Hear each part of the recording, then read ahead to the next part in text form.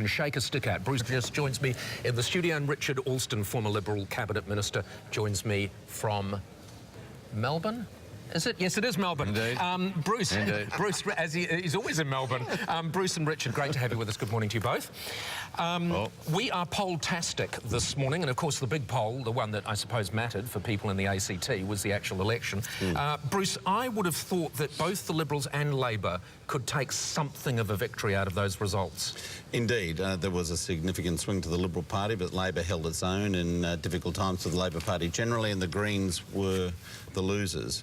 So I think that's the best you can say about it. There were local issues. Does this show the benefit of that campaign that Labor ran to distance, that some of Labor ran to distance them from Labor, that people are genuinely distance themselves rather from the Greens, that Green supporters are genuinely saying, you know, maybe we flirted with this for a while, but we need to be in the game, we need to be in politics now, so we've got to go for Labor? Yeah, I think we saw something of a shift in the relationship between the Greens and Labor a few weeks ago, and I think attitudes in the public have been somewhat changed as a result of that. I think some people who were flirting with the Greens are now coming back to the Labor Party as they see them reasserting some more traditional values like the National Disability Insurance Scheme, dental health services and that sort of thing. And voting for the Greens has always been a bit of a luxury when times are good. We were talking about that. Absolutely. Yeah, and times are not good at the moment, as you're about to find out with Wayne Swan's announcement today.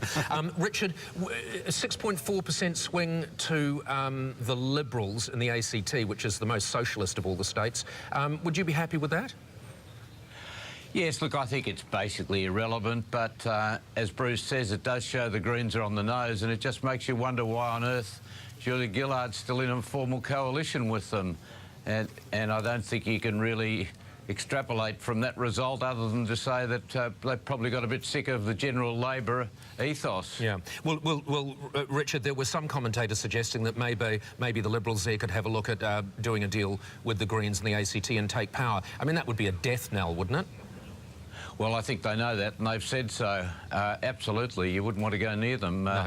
They are diametrically opposed to everything the Liberals stand for. All right, the Herald Nielsen poll this morning, Bruce, again, it just is strengthening up not just Gillard, but the Labor vote.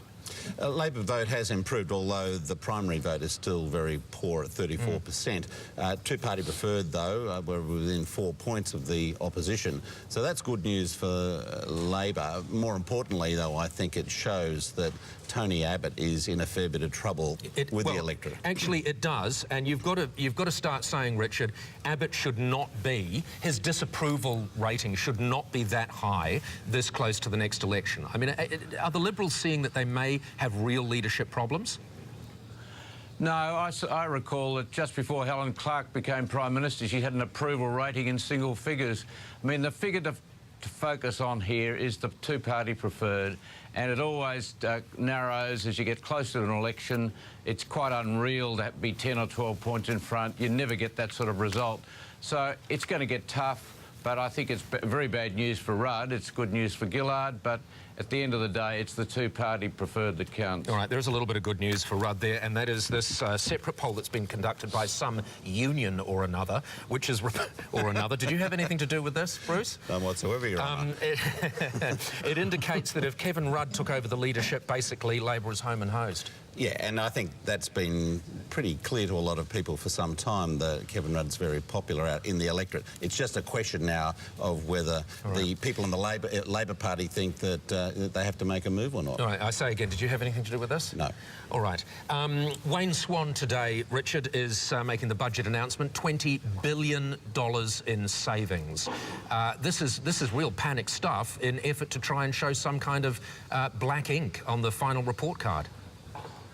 Yes, and it's also trying to pick up the core vote.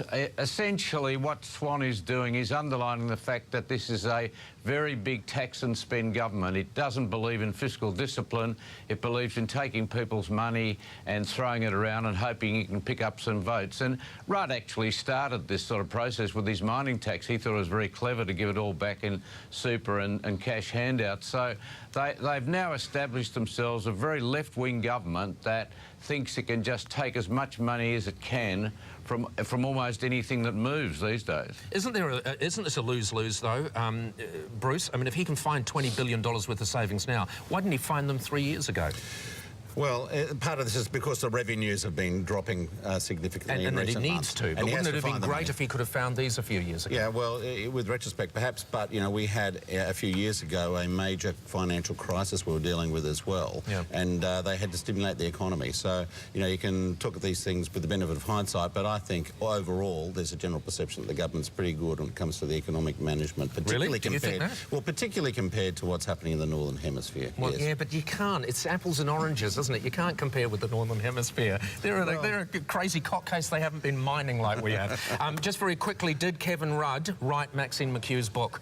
No, that was done by Maxine McHugh, and I think she'd be would say very that. upset to suggest otherwise. Yes. All right, it'll be very interesting to watch the fallout from that. Bruce Hawker, Richard Alston, thank you very much for joining us. Pleasure.